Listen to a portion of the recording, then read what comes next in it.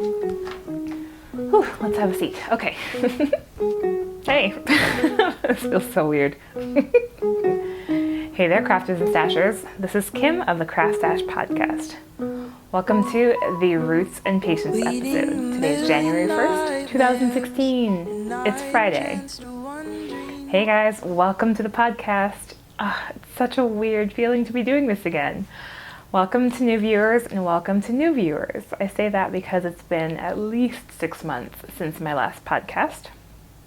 If you've never seen the show before, that's okay, because it's going to be very different and very similar to what I used to do. And if you have seen the show before, hi, how's it going? Missed you guys, missed doing this, missed having straight hair for a little while, so lots have changed. I'm going to just jump right in. Today's show has a little bit of what I'm crafting, a little bit of what I'm stashing, something new called mixed media, and of course, periphery. So let's get started. So, okay, I've got show notes, I'm doing this thing, I'm in my new house, I've got my new lighting set up, I've got my temporarily straightened hair, I've got this new dress that I've made, and it feels really weird. I've got all these jitters because I haven't podcasted in so long, but I like to jump right into what I'm working on, so let's do that, because it's already been a minute. Let's start with what I'm crafting. I have been in a crocheting kind of mood for a while. If you guys don't know, I work for craftsy.com. It's a really amazing company. If you haven't heard of it, we have really great videos, and we've put out a couple of crochet classes recently, so I've kind of been in the crochet mood lately.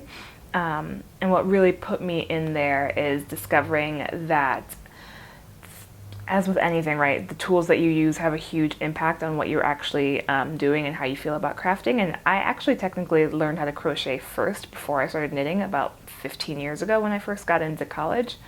And I don't do it very often because it gets my hands tired really, really quickly. I have mild RSI and I've got bad circulation in my fingers and all that stuff. So crocheting is something that just, that repetitive motion, so there's two ways of crocheting. You can like dip it as if you were writing with a pen, or you can stab as if you were kind of like using a fork and knife, and I'm a stabber, and because of that I think my hands get really tired really quickly and they kind of do a lot of the back and forth motion. Long story short, when I crochet, my hands get really tired. I get really serious cramps in my hands and fingers, so I don't do it that often, more so than me not liking the look of it or anything like that. I love the look of knitting. Crocheting, I feel like there are certain things that I like the texture better for crocheting, but anyway, long story short, I've been crocheting way more than I used to. And a lot of it is because I've been using these new awesome hooks. So if you can see, this hook is, it's the Clover Amour series, and it's basically a hook that has a really soft, almost that silicone plasticky feeling thing, where the crochet hook is just kind of embedded in that. And they're all color coded so you can kind of tell what size your hook is. This is the size F crochet hook, or 3.75 millimeter. And as much as I don't like this rubbery crochet tactile thing, it makes it much easier to crochet with. Something about the flat bezel and the rounded end really just kind of, it's easier to hold. For a little while when I got back into crocheting, I was looking at these really amazing, expensive hand-turned crochet hooks. They're gorgeous, but they're like $40 a hook, which is kind of intense considering that I don't crochet very often, so I haven't tried one of those. And they seem pretty heavy and bulbous. But this, I mean, the set costs about $40, $35 depending on where you get them from. And they worked really, really nicely for me, so I've been crocheting up a storm. For instance, I've recently finished a crochet baby blanket for a really good friend of mine who had a baby, for Christmas-ish, kind of as a Christmas thing. I haven't mailed it to her yet, so hush. But as I was working on that project, I realized I really could have used a more ergonomic hook, so I went out and got a set of those. I'm pointing back there because I don't know if you can see them, but they're all kind of on my little craft nook. But I'm making a beanie for Greg, my husband.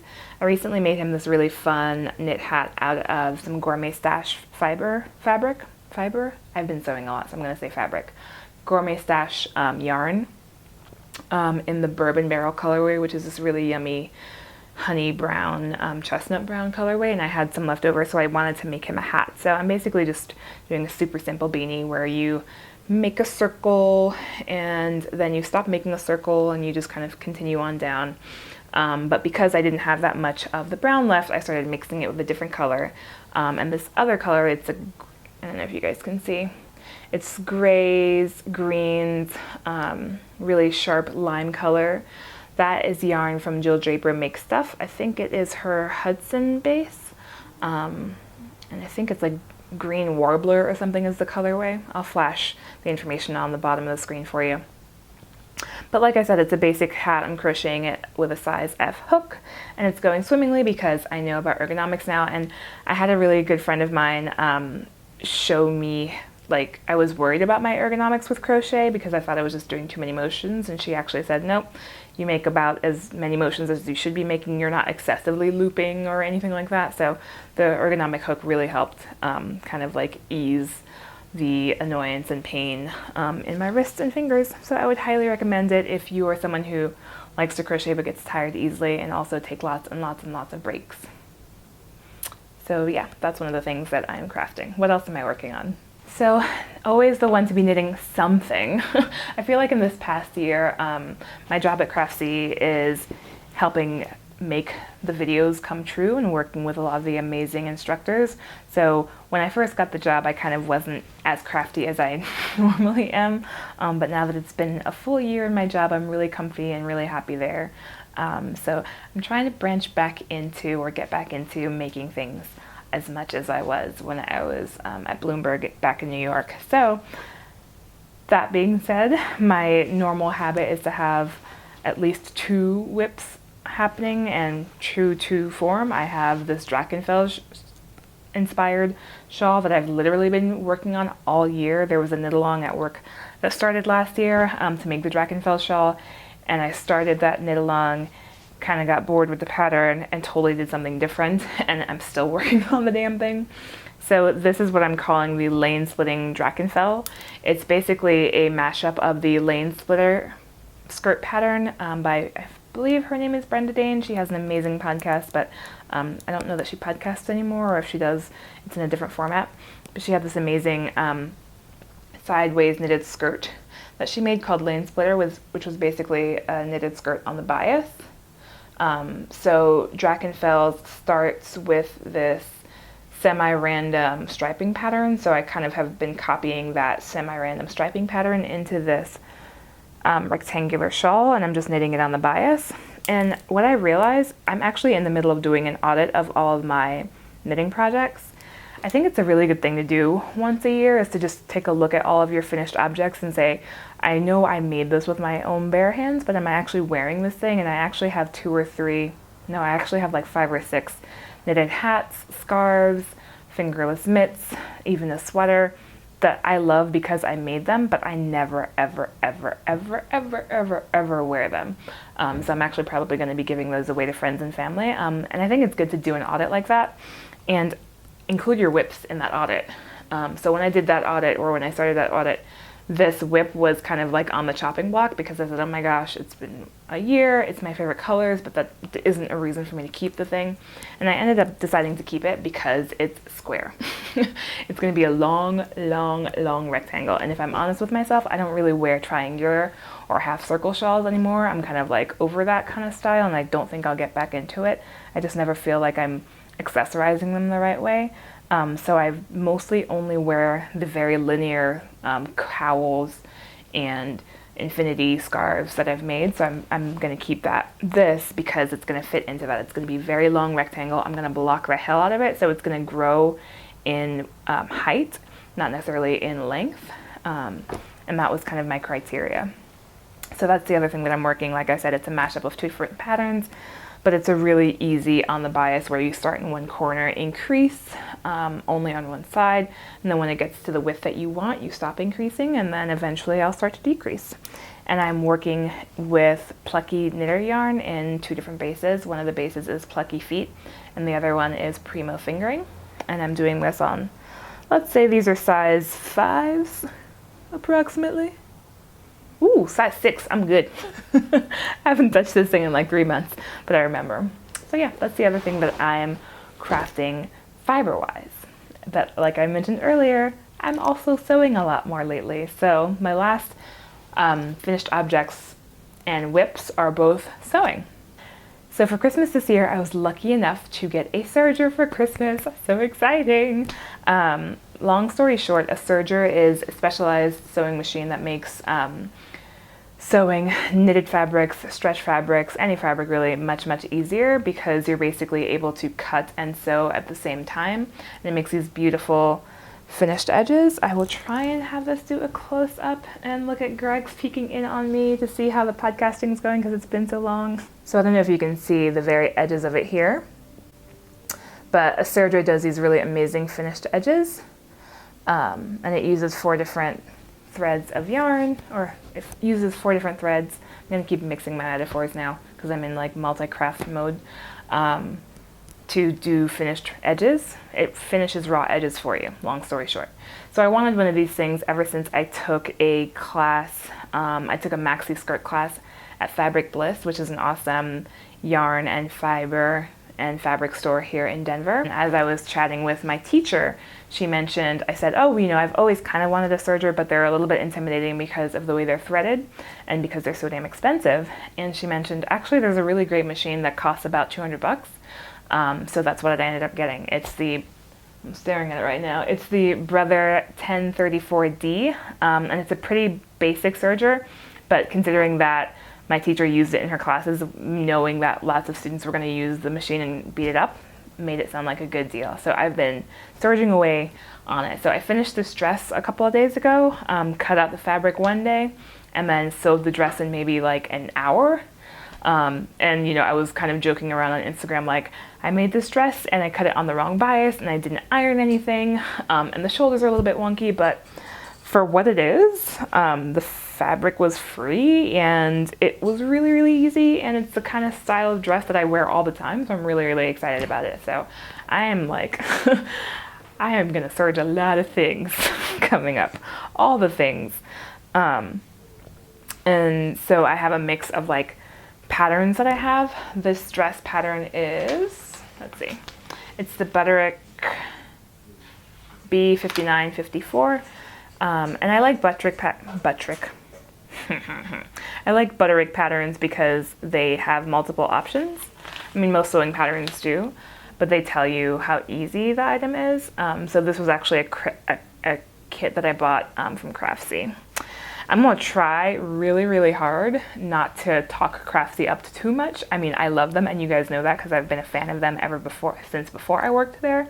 But now that I work there, I'm gonna try not to be too advertising for them. But yeah, I got the fabric and the pattern as a kit on Craftsy a couple of months ago, and I finally was able to make it because I own a serger now, which is amazing. I'm so excited. So I made that, and then the last craft thing I think I'm going to end up talking about today is the cool thing about sergers is that it lets you get really creative with knitted fabrics that are usually hard to finish. So I went ahead, I don't have the shirt here, but I'll maybe show a picture of me in it. I have this favorite shirt that I wear all the time, and I've been wanting to learn to draft patterns from clothes that I already have for a while now. Cal Patch, who is a really awesome crafty person, she has a couple of classes on Creative Bug all about sewing your own clothes, and I think one of them is pattern drafting based on clothing that you already have. And I have watched the class really quickly, but then I also kind of just wung it. I don't know how you would say that. I just winged it for this pattern. It's going to look like nothing now because it's a big blue blob. But basically, I laid down the shirt that I'm talking about on paper, on like a good thick craft paper, and just traced the outlines and pieced together this garment. So the only thing that's left to do is to finish the raw edges. So let me give you another example of what a serged edge looks like. Maybe the camera will pick it up better on this. So the serger does these finished edges like that, which you see on most of the clothes that you wear. which is really, really exciting because it just kind of like frees you up. Like the thing that has held me back from being a real sewist, because I used to love quilt making and all that stuff, is having to iron everything, having to press everything together and sew things in phases and then sew and cut and come back. And I feel like with the serger, you can basically cut out your fabric and just go. You cut out the main shapes rather and just go. And I really, really love that because between the drafting of the pattern and actually getting this far in sewing, the drafting of this pattern took me maybe half an hour, 45 minutes because I was fiddling around with getting all the edges to meet. But the actual serging took me literally 5 minutes. So what else have I got for you? In this show, I like to talk about what I'm crafting, which is things that I'm working on, what I'm stashing, things that I've either purchased or have stash dived, or kind of I'm just like aggregating for inspiration and ideas. So now let's talk about what I'm stashing. So in terms of stash, I'm trying to get better about not actively buying things. If I were to turn the camera around, literally a couple days ago, we went to IKEA and bought one of those huge, I think they're called Kalax now. They used to be called Lac. It's a storage unit and it's got 16 different cubbies. So I bought one of those storage units that has 16 different cubbies to put all of my crafty things in. And one of my things this year is going to be to just go through and do a little bit of a purge of my painting and jewelry, craft supplies, and my fiber supplies, and my sewing supplies, and just kind of whittle it down. So I'm trying not to actually stash new things. I won't go so far as calling it a stash down or a cold sheep because I'm kind of like beyond all of that Ravelry speak lately. I'm just trying not to buy as much stuff. So in terms of stash, it really is just the sewing machine that I was gifted. Gosh, it's like all of the memories from podcasting are coming back and all of the terminology that we use. So my husband bought me a serger, aka gifted me a serger. So I'm stashing that, which I already talked about. I'm stashing the crochet hooks, which I already kind of talked about. But then the other thing that I'm stashing is a creative thing, but it's not a crafty thing. So it'll be a little bit of a segue into the next segment. And the thing that I'm talking about is these really fun story cubes. They were also a Christmas present. I, for Christmas, got Greg, I think I got him this pack of story cubes. And then a couple days ago, he went and bought a different expansion pack. And these are really fun. I think they're meant for children. But as you guys know, I'm a bit young at heart. So what it's basically 9 different cubes that have 9 different die that have several different images on them, and the whole point is for you to grab 1, grab 5, grab all 9, play it on your own, play with a friend, and you make up stories based on the cubes. So Greg and I have been doing this for a day or so now, and it's really, really fun. And what we've been starting to do is record ourselves telling the stories based on the cubes and take pictures, and then hopefully that can become some sort of family heirloom picture book that we kind of share with our friends and family. So I thought it was a really cute thing. They cost like $9-10 each. I'm sure you can get them on Amazon. If you've got a really great bookstore or a Barnes & Nobles or something next to you, I would highly suggest looking for them. They're a lot of fun. Or if you're into that kind of thing, make them yourself. I'm sure they sell dye. If you have kids, I'm sure it would be a really fun project for them to put together themselves. So that's what I've got for what I'm stashing. And that's the segue into the next segment, and I'm calling it mixed media. So what am I gonna say here? I was gonna start talking about why I haven't podcasted and what I've been waiting for and why it's been a while. And I think I'll suffice it to say that I haven't podcasted in a while for a lot of different reasons. 2015 was a huge year for me and my family. We moved to Denver. We both got new jobs. We were able to buy a house. We adopted a dog. We bought a car. So much has happened. And all through that, I've definitely been meditating and creating and sewing and all that fun stuff. But also because I work where I work, my kind of professionalism and aesthetic for podcasts kind of went through the roof. I've always been a fan of web series and podcasts, and I've been watching a lot more non-crafty podcasts and web series, and there's a part of me that wants to do a version of one of my favorite podcasts, a video podcast is Decoded with Francesca Ramsey. I also really like Braless with Lacey Green. Both of those are backed by MTV, and they have budgets and they have crews and all that stuff, but And I also really love Stuff Mom Never Told You video podcast. All of those folks have budgets, and they have people, and they have crews, and I know that like me and my tiny little show probably will never get there, but like that is my aesthetic now, of making it really look great and be really, really short and condensed. But I don't think I've got the bandwidth to do that on my own, and I don't necessarily want to recruit people to help me with that. I kind of like having a small, simple show, but I want it to look amazing. All that is to say, it's been a while since I've podcasted because of those reasons, and now that it's 2016, now that like the house is a little bit settled and things are kind of quieting down, I just want to get back into doing it for fun, and trying to reinvent the wheel doesn't really make sense right now. So the newest thing that I could think of was doing Periscope sessions before I podcast to kind of see what people are thinking, ask any questions, see how people are doing, and then also just adding this new segment called Mixed Media, where I talk about either books or movies or music or onion.com stories that I've read, memes, GIFs, whatever, to kind of like round out the show a little bit more. So for Mixed Media today, there's two things. On the Periscope session today, my friend Blanche asked the question about how you can get into knitting. She's a non-crafty person, she says, but she loves to cook, and she loves a dancer, and she loves to read, and she loves sci-fi, and she loves games. So she's definitely a maker at heart, and I basically told her, hey, I work for this amazing company that has all these great videos. But YouTube is also a great resource, Creative Bug is a great resource, but the best thing to do when you're kind of curious about knitting is either heading down to your local yarn shop, being friendly with the owners, and asking what their options are. Sometimes they have actual classes that they teach, but if it's a quiet day, they might just kind of like grab a pair of needles and some yarn and show you the basics.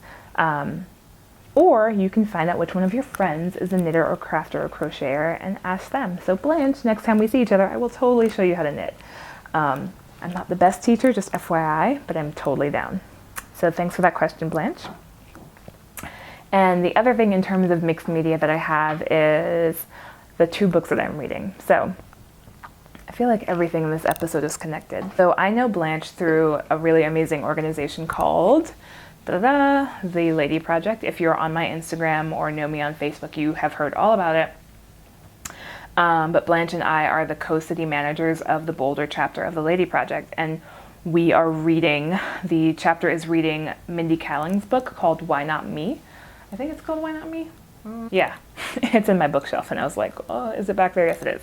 It's a really fun book. I'll be honest with you, it's taking me a while to read it because I usually don't read nonfiction celebrity advice books, and I think that's totally a genre.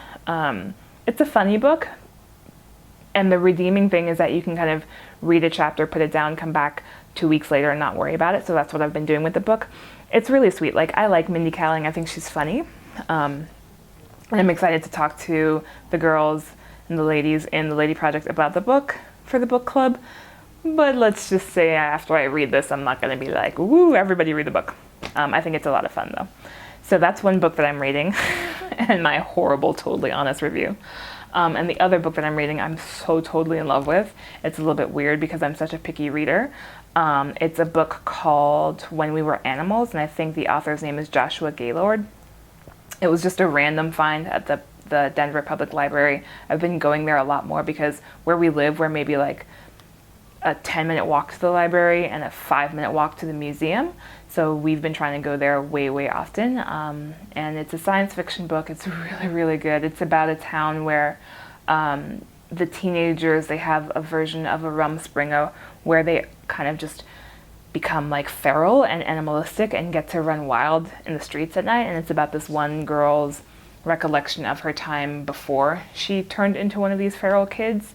And she's telling it in the past, or her future self is telling it, and she's an adult and she's got kids and all that stuff. It's a really, really great read, but just the language is amazing in that book. Like some of the descriptions that they have are just really, I don't know, like dark and beautiful and a little bit goth, but not like black lipstick goth. It's like, you know, romantic Victorian goth kind of stuff.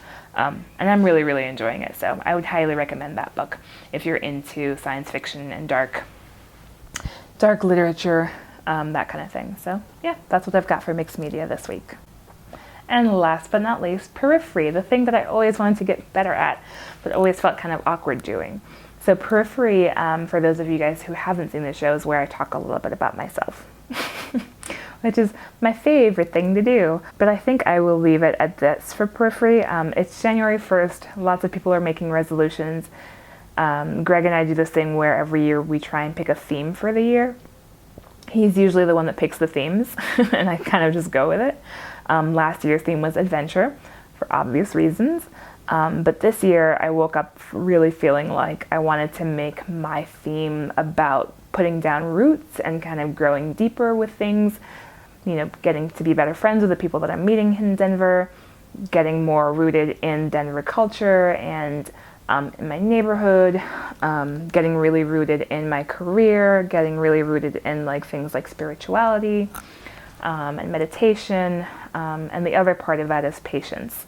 I'm super impatient, and at the Lady Project we had an event in December called Dream Big, where we did like a group goal setting workshop, which was really amazing. And through the workshop, one of my goals ended up being to just be more patient and kind of let things not necessarily take their course, but being quiet and mindful in the moment while things are happening and kind of waiting for them to happen.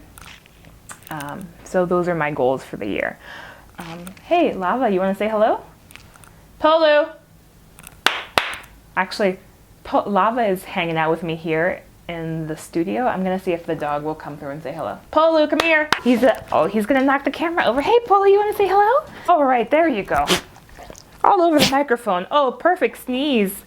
Polu is a 7-year-old Catahoula leopard dog from Hawaii that we adopted about a month ago, and he's an absolute sweetheart, so much so that he has turned me into a dog person.